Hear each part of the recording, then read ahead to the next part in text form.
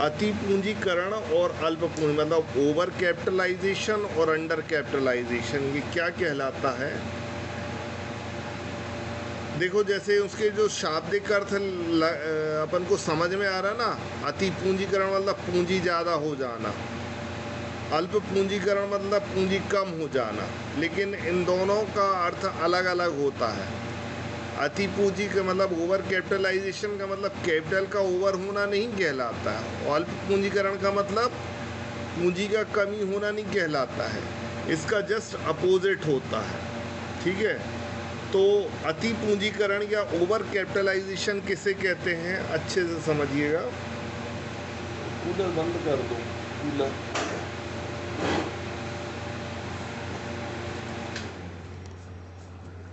हाँ, जब कोई कंपनी कुल विनियोजित पूंजी द्वारा इतनी आय प्राप्त कर निरंतर असफल रहता है, जैसे कि साधारण अंश पूंजी और उचित दर से लाभ नहीं दे पाए, तो इसको अति पूंजीकरण कहते हैं। मतलब क्या हुआ,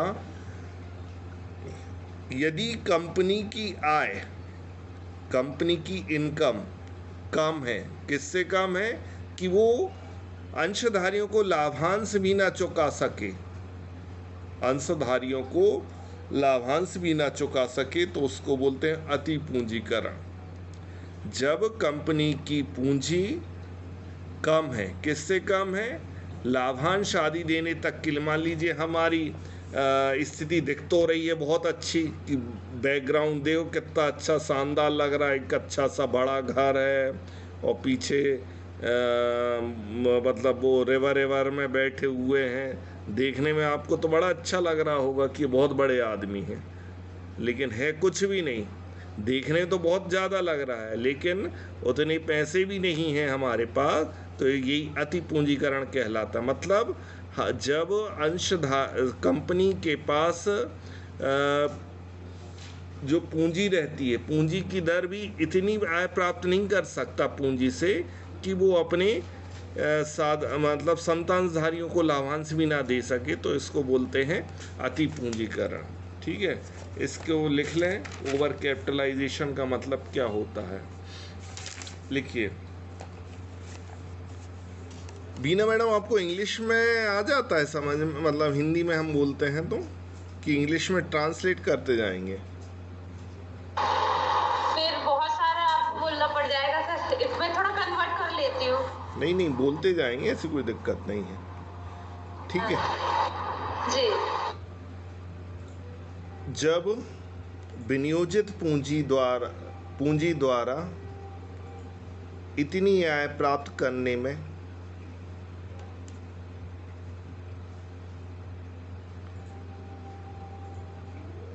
असफल रहती है कि वह लाभांश भी नहीं दे पाए, तो उसे हम अति पूंजीकरण कहते हैं। When income on invested capital is unable to pay dividend, that is called over capitalization. समझ में आया बीना मैडम, सॉरी महिमा मैडम? हाँ सर, आगे। मतलब विनियोजित पूंजी की आय कम है, किससे कम है, मतलब साधारण अंश लाभांश देने में भी सक्षम नहीं है, तो उसको हम अति पूंजीकरण कहते हैं। इसका दूसरा मतलब ऐसे भी समझ सकते हैं, बुक वैल्यू होती है और एक वास्तविक वैल्यू रहती है। यदि इनकी तुलना कर दी जाए, मतलब बुक वैल्यू और वास्तविक वैल्यू, यदि बुक वैल्यू, हाँ, पुस्तक के मूल्य वास्तविक मूल्य से अधिक है अथवा वास्तविक मूल्य लेख मूल्य से कम, तो ये हमारा एक कंपनी की अति पूंजीकरण की स्थिति। मतलब कैसे कह सकते हैं, बुक वैल्यू का मतलब पहले ये समझ लें क्या होता है। विनियोजित पूंजी को लेखा में दर्शाया गया मूल्य, मतलब जो हमने कैपिटल लगाई हुई है उसको जो बैलेंस शीट में शो होता है ना, वो उसकी बुक वैल्यू कहलाती है। तो विनियोजित पूंजी जब बैलेंस शीट में दर्शाई जाती है तो उसको बुक वैल्यू कहते हैं। और वास्तविक मूल्य का संबंध लाभोपार्जन से होता है। वास्तविक मूल्य मतलब जो हमारा लाभ रहता है, जिसे कंपनी को औसत बाजार की पूंजीकरण से प्राप्त किया जा सकता है। मतलब इसको इस प्रकार समझें, लिखिए। अति पूंजीकरण का ही मतलब बता रहे हैं। यदि बुक वैल्यू पूंजी, ऐसा लिखो, विनियोजित पूंजी की बुक वैल्यू, विनियोजित पूंजी का पुस्तकीय मूल्य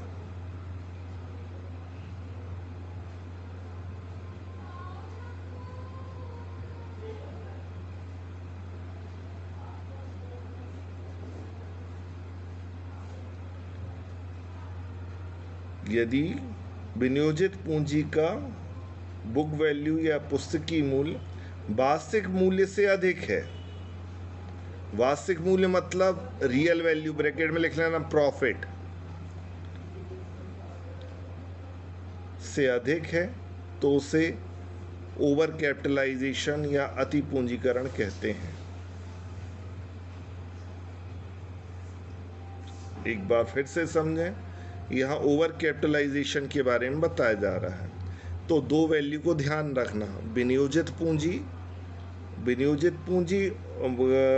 को बुक वैल्यू कहते हैं, मतलब जिस पर बैलेंस शीट पर शो होती है। और रियल वैल्यू मतलब वास्तविक मूल्य, मतलब लाभ वगैरह। तो मतलब जब विनियोजित पूंजी अधिक हो, किससे, वास्तविक मूल्य से अधिक हो, तो उसको हम अति पूंजीकरण कहते हैं। ठीक है। अब अल्प पूंजीकरण, अंडर कैपिटलाइजेशन, जो इसका विपरीत होता है। विपरीत क्या होता है? यदि वास्तविक मूल्य, देखो वास्तविक मूल्य मतलब लाभ, मतलब कंपनी के लाभ अधिक हों, किससे, उसके जो विनियोजित पूंजी से अधिक हो, तो उसको हम अल्प पूंजीकरण कहते हैं। लिख लीजिए, यदि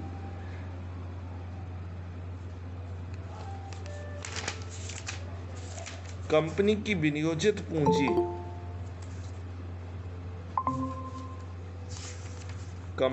विनियोजित पूंजी पर आय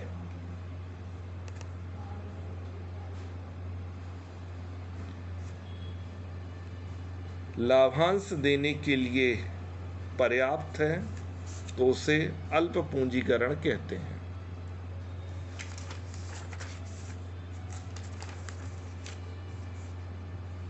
अर्थात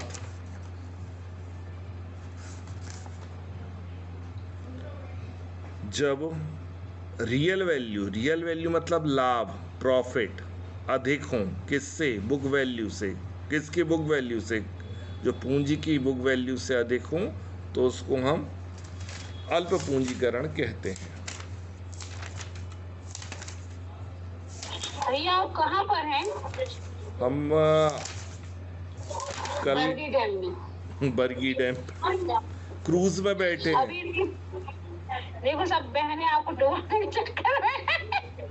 क्रूज में बैठ के क्लास ले रहे हैं।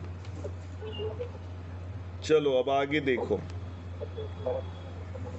अरे बैकग्राउंड सेट किया हुआ है, कुछ नहीं है, घर पे ही है, हम कहाँ जाएंगे।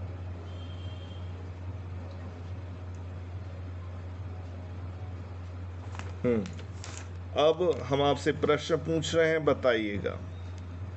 यदि व्यवसाय का पुस्तकीय मूल्य की तुलना में व्यवसाय का वास्तविक मूल्य कम हो, अच्छे समझिएगा, बीना मैडम और महिमा मैडम आप लोगों ने पढ़ा हुआ है ना, तो इसको अच्छे से समझना। यदि व्यवसाय का पुस्तकीय मूल्य किसे कहते हैं?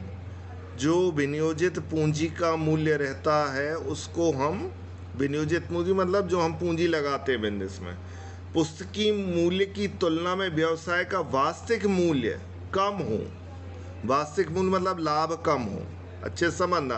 पूंजी ज़्यादा है और लाभ कम है। जब पूंजी ज़्यादा है और लाभ कम है तो उसको हम क्या बोलते हैं? ओवर कैपिटलाइजेशन, अंडर कैपिटलाइजेशन, क्या बोलते हैं? ओवर कैपिटलाइजेशन कहते हैं। मतलब जब पुस्तकीय मूल्य अधिक रहता है और लाभ वास्तविक मूल्य कम होता है, उसको ओवर कैपिटलाइजेशन कहते हैं। ठीक है, अब अगला प्रश्न, वित्तीय नियोजन मतलब फाइनेंशियल प्लानिंग अपन पढ़ रहे हैं, उसको प्रभावित करने वाले तत्व कौन कौन से हैं। मतलब वित्तीय नियोजन किसी भी कंपनी का हम यदि फाइनेंशियल प्लानिंग करते हैं, मतलब हमें कितनी डेट रखना, कितना ऋण रखना है, कितनी इक्विटी रखना है, उसके लिए कौन कौन से तत्व महत्वपूर्ण रहते हैं। पहला, व्यवसाय की प्रकृति, दूसरा जोखिम की मात्रा, तीसरा सरकारी नियंत्रण, चौथा उपयुक्त सभी। तो आंसर आ जाएगा उपयुक्त सही। मतलब ये सारी चीज़ें एक वित्तीय नियोजन में होना आवश्यक है। ठीक है, अब अगला प्रश्न अच्छे से सुनिएगा। जब पूंजी की लागत न्यूनतम हो, जब पूंजी की लागत न्यूनतम हो, मतलब जब पूंजी कम हो और अंश का बाजार मूल्य अधिक हो, बाजार मूल्य मतलब वास्तविक मूल्य अधिक हो, तो इसे क्या कहेंगे। अति पूंजीकरण, अल्प पूंजीकरण, बताइए क्या कहेंगे। ओवर कैपिटलाइजेशन की अंडर कैपिटलाइजेशन। अंडर कैपिटलाइजेशन कहेंगे। ठीक है, तो इससे यही इस टाइप के प्रश्न बनते हैं कि अति पूंजीकरण का मतलब ये होता है कि पूंजी अधिक, जैसे कि अपन को समझ में आ रहा है, ऐसा नहीं होता। जब कंपनी की पूंजी तो अधिक रहती है, मतलब किसको, लाभांश देने के लिए कम हो, तो उसको हम अति पूंजीकरण कहते हैं। ठीक है, अब आगे आता है कैपिटल स्ट्रक्चर। कैपिटल स्ट्रक्चर मतलब होता है पूंजी की संरचना। ठीक है, तो हमने बताया किसी भी कंपनी की जो पूंजी रहती है वो मुख्यतः उसमें 3 प्रकार की पूंजियां रहती हैं। एक होता ओन्ड कैपिटल और एक होता है डेट कैपिटल, मतलब स्वामी की पूंजी रहती है, और दूसरा रहता है ऋण पूंजी, और तीसरा रहता है संचय एवं आधिक्य। मतलब पूंजी ढांचा 3 चीज़ों से मिलके बनता है। क्या क्या, स्वामी की पूंजी, दूसरा ऋण पूंजी, तीसरा संचय एवं आधिक्य। तो ये इस चीज़ को ध्यान रखना। पूंजी संरचना किसे कहते हैं, किसी कंपनी की जो पूंजी में कितना भाग है, मतलब ऋण पूंजी कितनी है, अंश पूंजी कितनी है, इसको हम पूंजी संरचना कहते हैं। ठीक है, अब पूंजी संरचना में कुछ चीज़ें महत्वपूर्ण रहती हैं, जैसे कि प्रश्न आता समता पर व्यापार क्या है, मतलब ट्रेडिंग ऑन इक्विटी किसे कहते हैं। तो साइड हेडिंग डालिए, समता पर व्यापार। समता पर व्यापार ब्रैकेट में लिखना है ट्रेडिंग ऑन इक्विटी।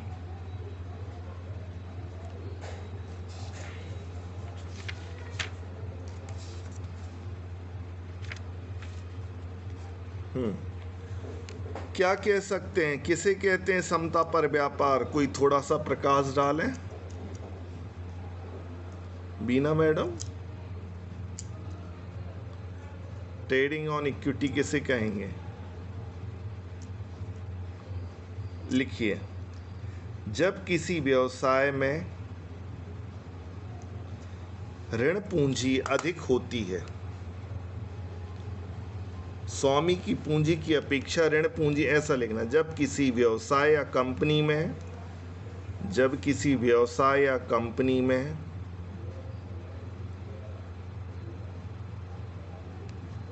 स्वामी की पूंजी की बजाय ऋण पूंजी अधिक होती है, तो उसे ट्रेडिंग ऑन इक्विटी कहते हैं।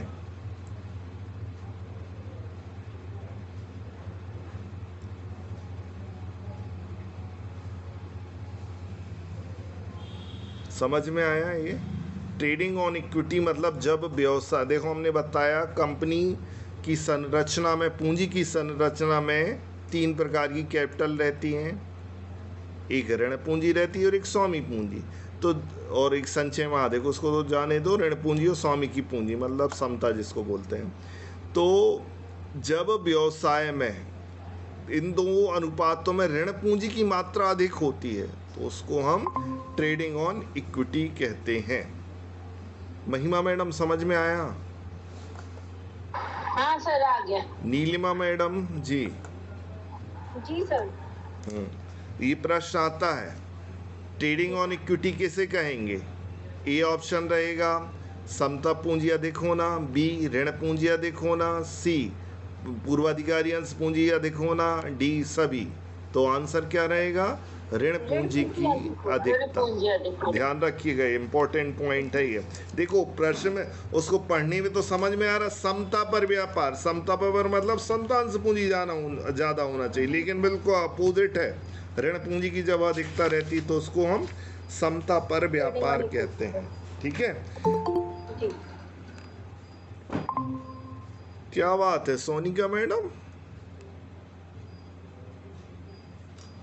सोनिका मैडम लेट हो गई हैं आज। सर मैं जस्ट अभी बरेला से आके सबसे पहले मैंने मोबाइल ऑन किया है। बरेला गई थी आज? अरे वो ससुराल पक्ष में वो थी, क्या बोलते हैं, पूजा थी, तो हम वहीं से आए अभी। चलो कोई बात नहीं, सबकी कुछ ना कुछ समस्याएं लगी रहती हैं। अरे हाँ सर, ससुराल की बात में तो जाना पड़ा। चलिए अब देखिए, अभी अपन ने देखा ट्रेडिंग ऑन इक्विटी। क्या देखा?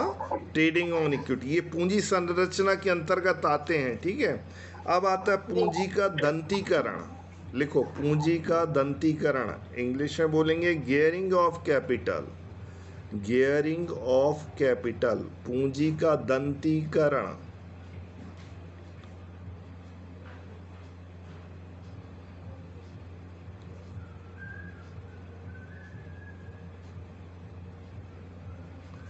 डैश करके लिखें। अब देखो अच्छे समझना हम क्या बोल रहे हैं, अभी लिखना नहीं है। हमने बताया व्यवसाय की पूंजी में एक होती है स्वामी की पूंजी। स्वामी की पूंजी में दो प्रकार की अंश पूंजी होती हैं। ठीक है, पहला कौन सी होती है? अंश पूंजी दो प्रकार की होती है। पहली अंश पूंजी कौन सी और दूसरी कौन सी है? इक्विटी शेयर कैपिटल, और दूसरा प्रेफरेंस शेयर कैपिटल। मतलब समतांश पूंजी और पूर्वाधिकारी अंश पूंजी। ठीक है, अब आगे चलते। ऋण पूंजी में ऋण पत्र आते हैं। क्या आते हैं? डिवेंचर जिसको बोलते हैं।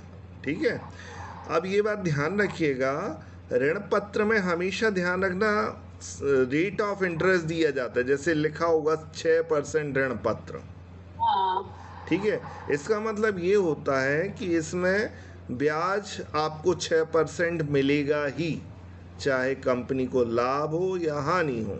ठीक है, ऐसे ही पूर्वाधिकारी अंश पूंजी में हमेशा उसका परसेंटेज डिनोट रहता है। मान लो 18% पूर्वाधिकारी अंश पूंजी लिखा है, तो मतलब इसका ये हुआ अंश पूंजी पर क्या मिलता है? अंश पूंजी पर क्या? डिविडेंड मिलता है, ध्यान रखना। डिवेंचर पर क्या मिलता है? इंटरेस्ट मिलता है। ठीक है, तो पूर्वाधिकारी अंश पूंजी पर लाभांश निश्चित रहता है, समतांश पूंजी पर लाभांश अनिश्चित रहता है। समतांश पर जब कंपनी के पास लाभ यदि लास्ट में बचता है तब समतांशधारियों को लाभ बांटा जाता है। तो देखो हमने तीन चीज़ें बताई, पहली समतांश पूंजी, दूसरी पूर्वाधिकारी अंश पूंजी, और तीसरा ऋण पत्र। ठीक है, ऋण पत्र में ब्याज की दर निश्चित रहती है। ठीक है, पूर्वाधिकारी अंश पूंजी में लाभांश की दर निश्चित रहती है, लेकिन समता अंश पूंजी पर लाभांश की दर निश्चित नहीं होती। यदि लास्ट में कुछ बचता है तब उन अंशधारियों को मिलता है, नहीं बचता है तो नहीं मिलता है। ठीक है, ये समझ में आ गया ना? अब आगे देखो क्या बोल रहा जा रहा है। यदि कुल पूंजीकरण में स्थिर ब्याज एवं स्थिर लाभांश के दायित्व वाली पूंजी का अनुपात कम है तो वह पूंजी निम्न दंतीकरण होगा। मतलब क्या हुआ? स्थिर लाभांश वाली पूंजी कौन सी होगी? स्थिर लाभांश वाली पूंजी बताइए। फिक्स डिविडेंड किस पर रहता है? फिक्स डिविडेंड किस? प्रेफरेंस शेयर पर। ध्यान रखना, अभी हमने बताया ना समतांश पूंजी पर तो लाभांश अनिश्चित रहता है, मिलना भी है कि नहीं मिलना। ठीक है, प्रेफरेंस पर निश्चित रहता है। ठीक है, और डिवेंचर पर भी ब्याज निश्चित रहता है कि अनिश्चित? फिक्स्ड रहता है। तो इसे बताया है यदि स्थिर ब्याज और स्थिर लाभांश वाली पूंजी का अनुपात कम है तो उसको पूंजी का निम्न दंतीकरण कहते हैं। मतलब लोअर कैपिटल गियरिंग रहता है और एक हायर कैपिटल गियरिंग रहता है। दो कैपिटल गियरिंग दो होते हैं, एक होता लोअर और एक होता हायर। तो लोअर किसको बोलते हैं और हायर किसको बोलते हैं? लिखिए, जब डैश करके लिखें, जब पूंजीकरण में, मतलब कैपिटलाइजेशन में, जब पूंजीकरण में स्थिर ब्याज एवं स्थिर लाभांश, स्थिर ब्याज और स्थिर लाभांश किस पर मिलता है? ब्रैकेट में लिख लो, ऋण पत्र और पूर्वाधिकारी अंश पूंजी।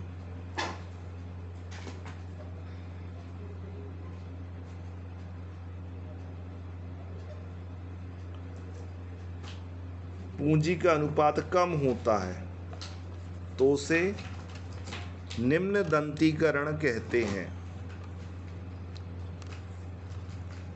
निम्न दंती मतलब लोअर गियरिंग, कैपिटल गियरिंग कहते हैं।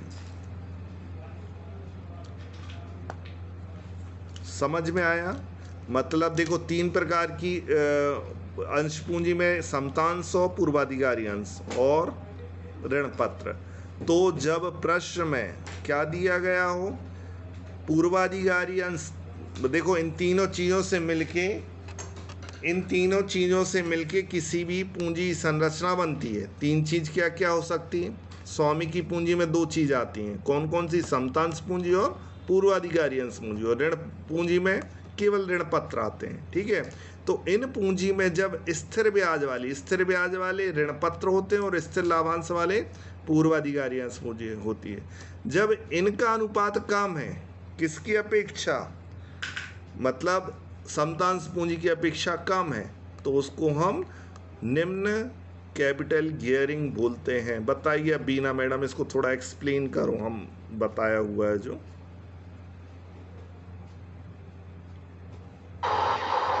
सर, कैपिटल गियरिंग एक तरीके से फाइनेंशियल लीवरेज रहता है। बिल्कुल सही। हाँ, लॉन्ग टर्म कैपिटल फ्रेम जो डेट होता है वो इक्विटी से कंपेयर किया जाता है इसमें। जी जी, इक्विटी उससे ये डेट को कंपेयर करते हैं हम लोग, लॉन्ग टर्म। हाँ। और इसमें जो यही जो कंपैरिजन होता है इसी को कैपिटल गियरिंग में रखा जाता है। इसके 3 एस्पेक्ट माने जाते हैं, जिसमें हायर गियरिंग, लोअर गियरिंग और सिग्निफिकेंट मानते हैं। हाँ। तो मतलब जनरली अपन हाई गियरिंग और लो गियरिंग को ज्यादा लेते हैं। हाँ। तो लोअर गियरिंग का मतलब यही होता है कि जब अपनी जो शेयर होल्डर्स की जो इक्विटी होती है, वो जो है उसको वो जो होती है वो मैक्सिमाइज रहती है, वो ज्यादा होती है। और जो अपने ये रहता है डेट होता है अपना, वो कम होता, मतलब इसका जो आपने जो स्थिर ब्याज और ये बताया है फिक्स्ड इंटरेस्ट और लाभांश जो होता है वो उसका रेट जो होता है उसकी अपेक्षा कम होता है। ठीक है, मतलब क्या हुआ? हाँ, सही बोला आपने। जब आपका ऋण पत्र और पूर्वाधिकारी अंश पूंजी कम हो तो समझ जाना ये लोअर कैपिटल गियरिंग है। और इसका अपोजिट क्या होगा? जब प्रश्न में पूर्वाधिकारी अंश पूंजी और ऋण पत्र क्या हो, अधिक हो, तो उसको हाई गियरिंग कैपिटल बोलते हैं, पूंजी का उच्च दंतीकरण बोलते हैं। समझ में आया नीलिमा मैडम? जी सर, नहीं मुझे बताइए एक बार। देखो, 2 प्रकार के गियर होते हैं। गियर जो लगते हैं ना, उसी वही गियरिंग है। ठीक है, तो एक लोअर होता है और एक उच्च होता है और एक निम्न होता है। जब पूर्वाधिकारी अंश पूंजी और ऋण पत्र ज़्यादा हो तो हाई गियरिंग होगा, हाई कैपिटल गियरिंग, मतलब उच्च दंतीकरण होगा। और जब पूर्वाधिकारी अंश पूंजी और ऋण पत्र कम हो, किससे कम हो? समतांश पूंजी से कम हो, तो उसको निम्न दंतीकरण बोलते हैं। ठीक है? जी सर।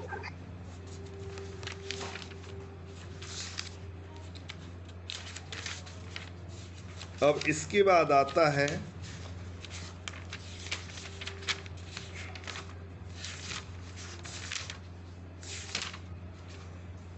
कैपिटल स्ट्रक्चर के कुछ सिद्धांत हैं।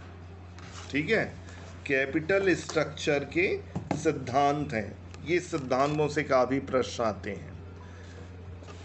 तो लिखिए, पूंजी ढांचा के सिद्धांत, कैपिटल स्ट्रक्चर थ्योरी।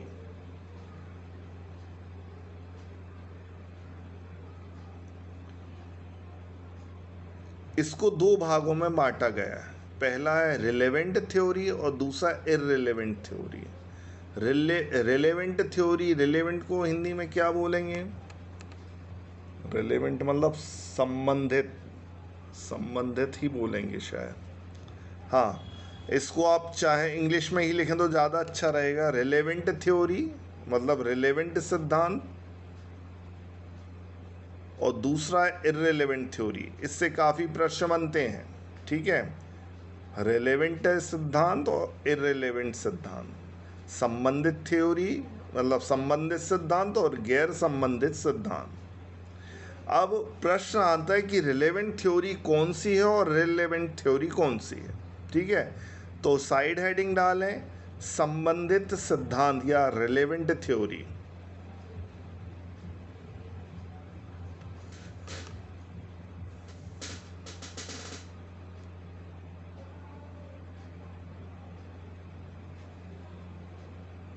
पहला पॉइंट डाल के लिखें नेट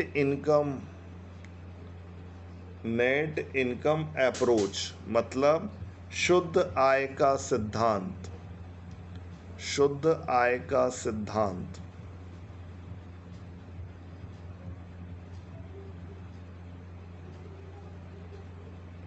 शुद्ध आय का सिद्धांत। दूसरा लिखें परंपरागत सिद्धांत, ट्रेडिशनल अप्रोच।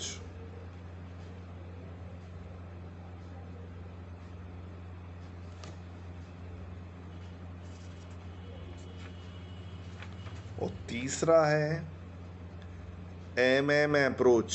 एमएम अप्रोच मतलब मोदी, गिलियानी व मिलर का सिद्धांत। मोदी, गिलियानी व मिलर का सिद्धांत। मोदी, गिलियानी व मिलर का सिद्धांत।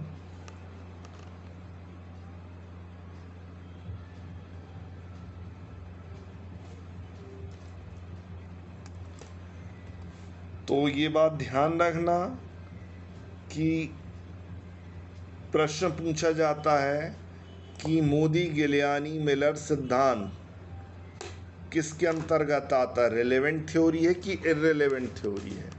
तो ये रिलेवेंट थ्योरी है। ठीक है, तो रिलेवेंट थ्योरी 3 है, इसको अच्छे से लर्न करना है। रिलेवेंट थ्योरी 3 है, कौन कौन सी? पहली शुद्ध आय का सिद्धांत, दूसरा परंपरागत सिद्धांत और तीसरा है मोदी, गिलियानी व मिलर सिद्धांत।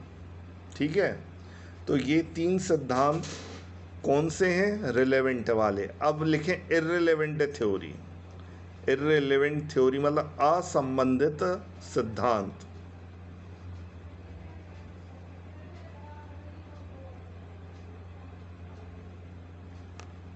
पहला लिखें इसमें शुद्ध संचालन आय का सिद्धांत। शुद्ध संचालन आय का सिद्धांत।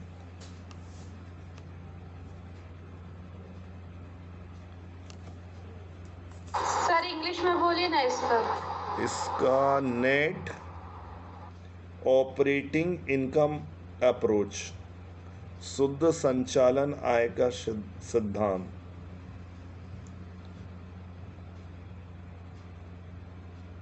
अभी इसकी हम एक पीडीएफ भेज देंगे, लेकिन वो पूरी इंग्लिश में है ना।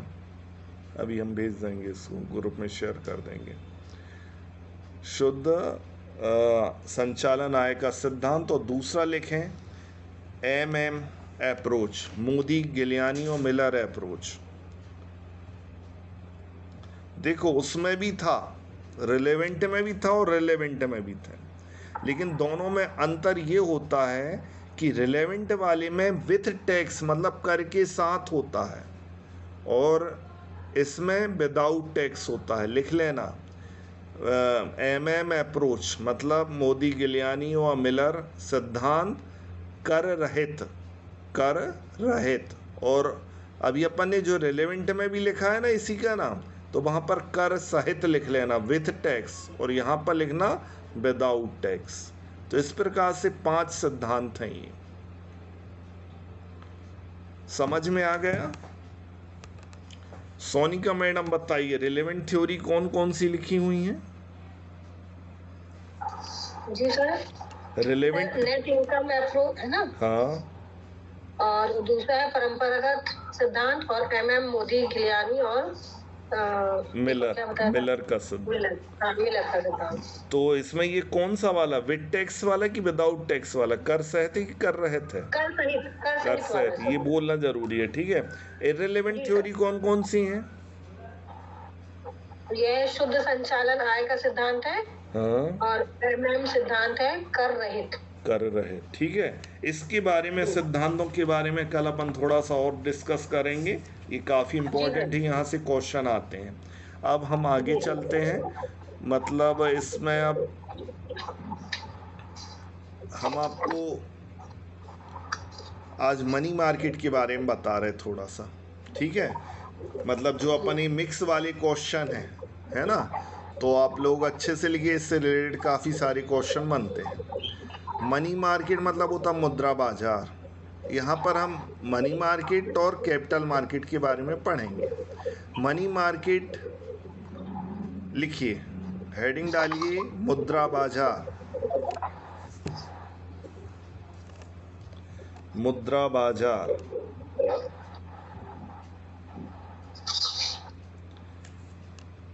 यहाँ पर मुद्रा बाजार जो रहता है उसको रेगुलेट कौन करता है? रेगुलेट मतलब संचालन करता है, उसके नीचे लिख लेना संचालक कौन रहता है इसका? RBI रहता है। RBI मतलब रिजर्व बैंक ऑफ इंडिया।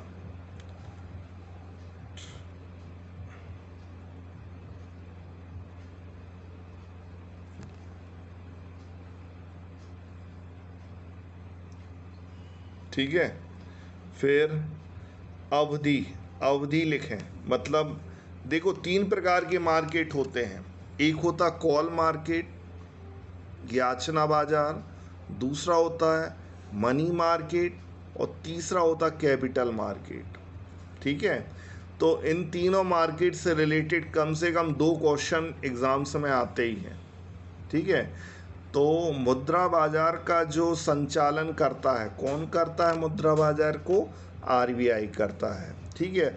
मुद्रा बाजार में अधिकतम 1 वर्ष से लेके 1 वर्ष तक के लेन देन होते हैं। मुद्रा बाजार में अधिकतम 1 वर्ष की अवधि, मतलब 1 ईयर का पीरियड ड्यूरेशन वाली जो मनी मार्केट की जो प्रतिभूतियां रहती हैं, सिक्योरिटी, जो 1 साल के अंदर खरीदी बेची जा सके, उनका ही रेगुलेशन होता, मतलब उन्हीं को खरीदा बेचा जाता है। तो लिखिए अवधि लिखें 1 वर्ष।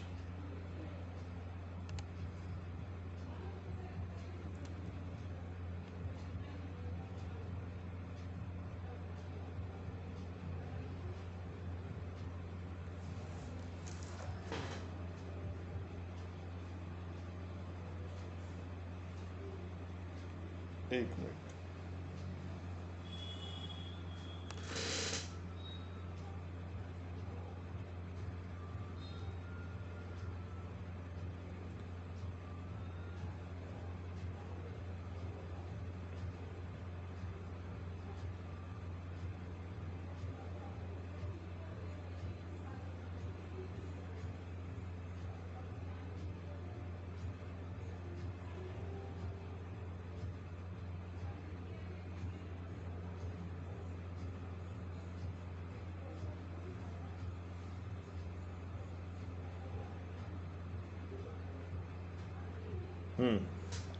अब लिखें मुद्रा बाजार को 2 भागों में बांटा गया है। मनी मार्केट को 2 भागों में बांटा गया है।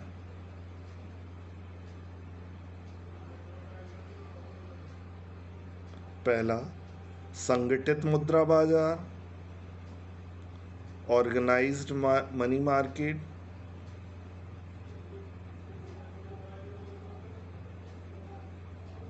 और दूसरा होता असंगठित मुद्रा बाजार।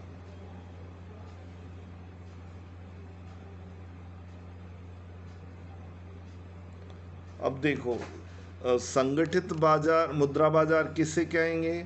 एक ऐसा मुद्रा बाजार जिसमें ऋणदाता और उधारकर्ता मुद्रा का लेन देन आरबीआई के नियमानुसार होता। मतलब देखो, यहाँ पर जो ट्रांजैक्शन होते हैं, एक ऋण लेने वाला रहता और एक ऋण देने वाला, मतलब ऋणदाता और उधारकर्ता दोनों रहते हैं। ये आरबीआई के नियमों के अनुसार लेन देन करते हैं, तो उसको संगठित के अंतर्गत आएगा। अधिकृत ऋणदाता उधारकर्ता वाणिज्यिक बैंक, भारत सरकार या कोई कंपनी वगैरह हो सकती है। ठीक है। संगठित मुद्रा बाजार निम्न उपभागों में विभाजित किया गया है। ये लिखिए आप, संगठित मुद्रा बाजारों को, अपन को ये लर्न नहीं करना, लर्न क्या करना वो हम बता देंगे, केवल ये लिखें अच्छे से। संगठित मुद्रा बाजारों को निम्न भागों में विभाजित किया गया है।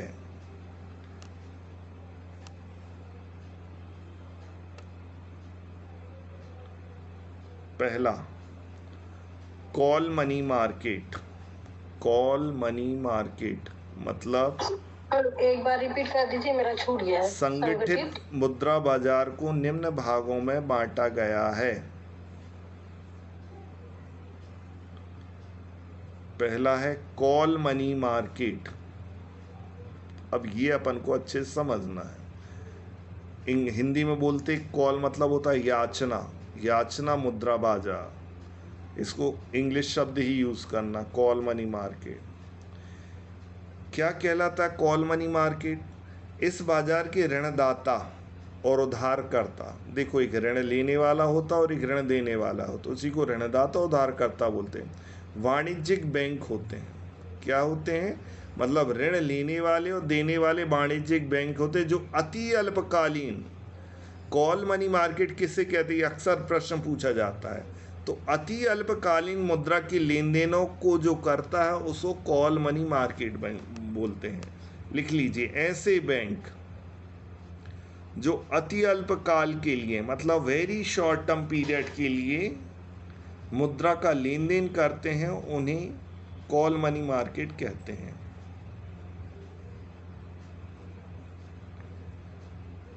सर, ऐसे बैंक जो अति अल्पकाल के लिए मुद्रा का लेन देन करते हैं,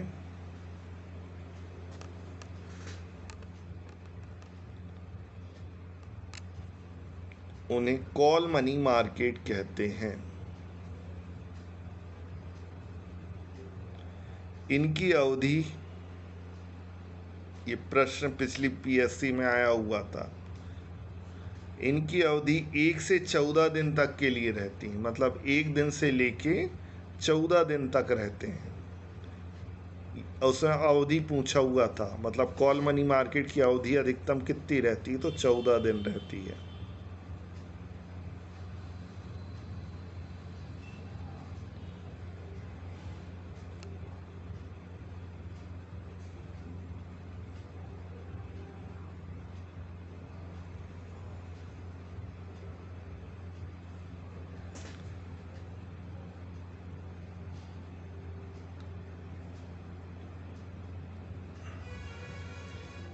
अब कॉल मनी नीचे लिख लें, कॉल मनी की अवधि 1 दिन के लिए होती है। लिखो, कॉल मनी की अवधि 1 दिन के लिए होती है।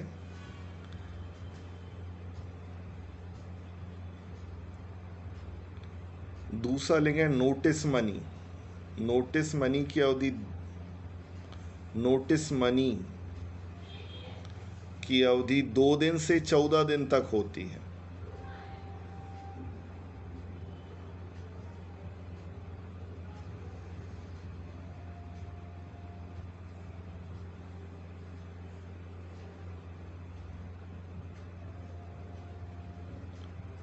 और टर्म मनी की अवधि 15 दिन से 364 दिन तक की होती है।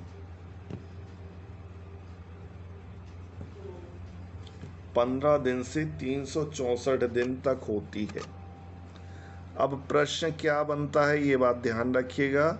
ये बनेगा कि पहले तो हमने बताया कि कॉल मनी की अवधि अधिकतम कितने दिन की रहती है, 14 दिन की। फिर उसमें पूछा जाएगा कॉल मनी का मिनिमम दिन 1 दिन के लिए हो रहता है। नोटिस मनी की अवधि कितनी रहती है, 2 दिन से लेके 14 दिन तक। टर्म मनी की अवधि कितनी रहती, 15 दिन से लेके 364 दिन तक होती है। ठीक है।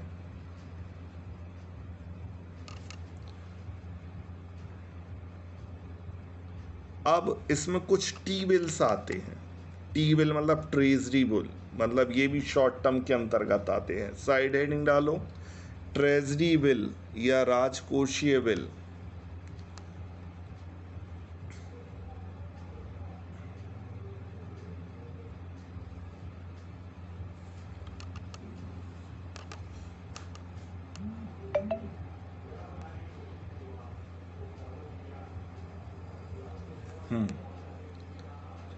जो इम्पोर्टेंट है वही बस लिखवा रहे हैं। इसमें बहुत सारी चीज़ें हैं लेकिन वो सारी चीज़ें हम नहीं लिखवा रहे। लिखिए टी बिल की अवधि 91 दिन 91 डेज, 182 दिन,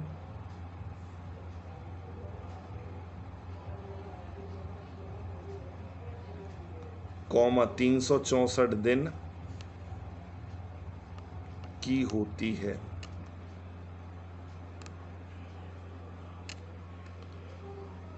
ट्रेजरी बिल जो रहते हैं उनकी अवधि 91 दिन, 182 दिन, 364 दिन की होती है।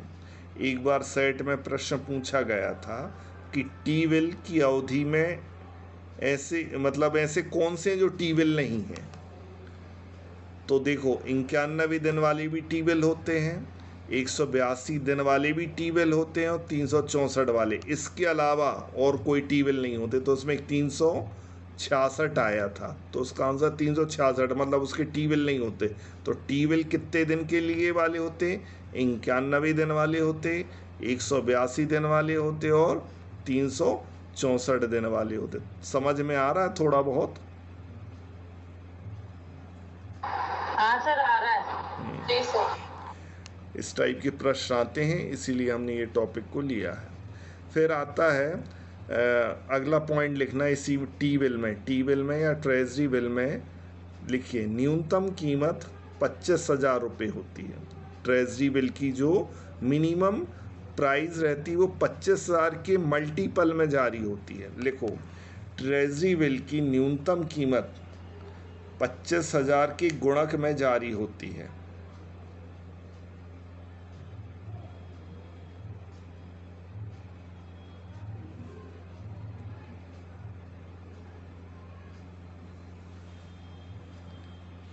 मतलब ये हुआ जो टी बिल जारी होते हैं वो 25,000 के गुणक में, 25,000 मतलब जैसे 50,000 के लिए होंगे, 75,000 के लिए होंगे, 1,00,000 के लिए, मतलब जैसे हम 25 की टेबल से गुणा हो जाए।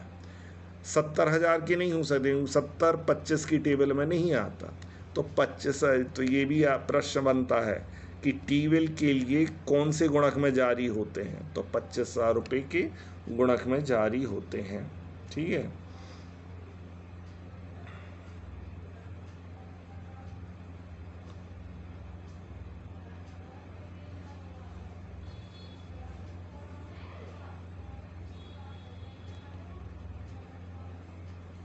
फिर अगला पॉइंट डाल के लिखिए टी बिल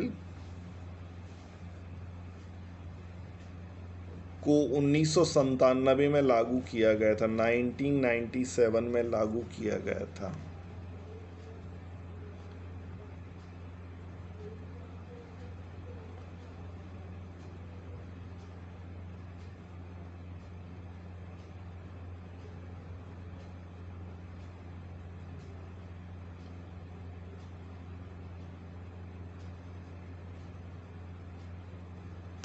ठीक है। अब और पढ़ लें थोड़ा सा, 5 मिनट और की रहने दें। पढ़ लेते हैं सर।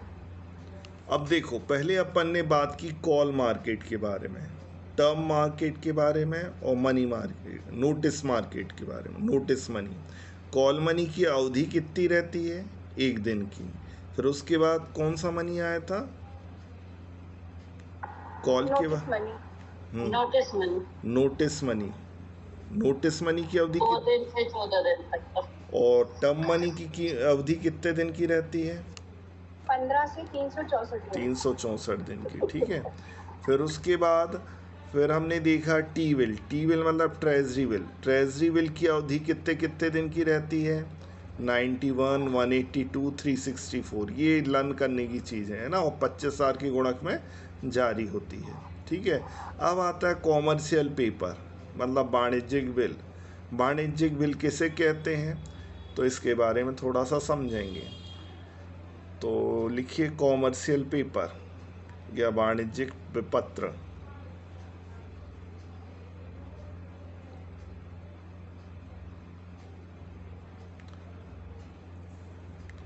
लिमिटेड कंपनियों द्वारा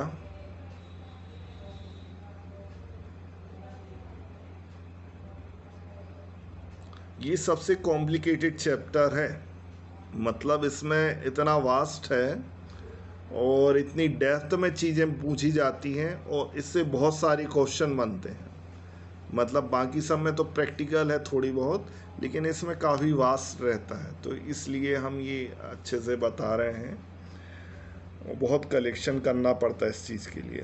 हाँ, कॉमर्शियल पेपर के बारे में बताएं। लिमिटेड कंपनियों द्वारा अल्पकालीन वित्तीय आवश्यकताओं के समय मुद्रा बाजार में जारी किए जाते हैं। मतलब ये कॉमर्शियल पेपर हैं वो लिमिटेड कंपनियों द्वारा जारी किए जाते हैं। कौन सी? अल्पकालीन। अल्पकालीन मतलब शॉर्ट टर्म वाली हैं ये। अल्पकालीन वित्तीय आवश्यकताओं के समय मुद्रा बाजार में ये जारी किए जाते हैं, ठीक है। फिर डैश करके अगला पॉइंट लिखें, यह असुरक्षित प्रतिज्ञा पत्र है। लिख लो, असुरक्षित, अनसिक्योर्ड प्रतिज्ञा पत्र है। अनसिक्योर्ड, देखो सुरक्षित और असुरक्षित किसे बोलेंगे? Secured, unsecured. जैसे कि ऋण पत्र। ऋण पत्र पर ब्याज की दर हमेशा लिखी रहती 6%, ठीक है, तो ये सुरक्षित हो गया। और जिस पर ब्याज की दर मेंशन ना हो तो वो असुरक्षित ऋण पत्र कहते हैं। तो ये ध्यान रखना, वाणिज्यिक विपत्र हमेशा असुरक्षित होते हैं। असुरक्षित मतलब इनके ब्याज देने का कोई प्रावधान नहीं है, ठीक है। लिखिए फिर आगे, इसकी रेटिंग क्रिसिल द्वारा की जाती है। इसकी रेटिंग का मतलब होता है रैंक प्रदान करना, जैसे कि फर्स्ट, सेकंड, थर्ड। तो इसकी रेटिंग कौन करता है? रेटिंग का मतलब होता है उसको हम रेट करना का मतलब क्या बोल सकते हैं? फर्स्ट, सेकंड, थर्ड नंबर जो दिया जाता है ना, उसको रेटिंग कहते हैं। तो इसकी रेटिंग किसके द्वारा होती है? क्रिसल। लिखो CRISIL। इसका फुल फॉर्म आता है। क्रिसिल का फुल फॉर्म क्या है तो वो भी हम बाद में बताएंगे। अभी इतना ही है कि जो कॉमर्शियल पेपर रहते हैं, ठीक है, उनकी रेटिंग क्रिसिल द्वारा होती है, CRISIL। This one is very very important thing that CRISIL rate करता है इनको, ठीक है। फिर लिखो, इसकी न्यूनतम अवधि 7 दिन और अधिकतम 364 दिन के लिए होता है। न्यूनतम अवधि 7 दिन और अधिकतम अवधि 364 दिन की होती। अगला पॉइंट लिखें,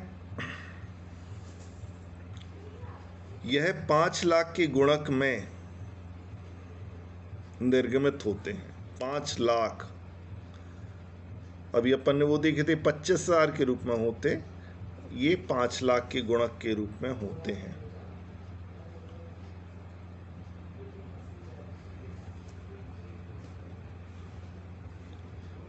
ठीक है, तो आज के लिए इतना ही रहने देते हैं क्योंकि सब लोग लेफ्ट हो रहे हैं। अब कल और थोड़ा सा कॉमर्शियल पेपर्स के बारे में बताएंगे। ठीक है। हाँ जी sir, credit rating information services of India limited होता है। या एग्जैक्टली सही है, credit rating of interest services of India limited. बढ़िया। और उसकी जो अपन ने अभी पढ़ा ना कॉल मनी, उसकी भी रेटिंग होती है, उसकी रेटिंग भी कोई करता है, तो वो हम एकदम से ध्यान नहीं आ रहा, वो कल हम बता देंगे आपको, ठीक है। चलिए, have a nice night, good night. Okay, ठीक है sir, good night. Good good night. Night.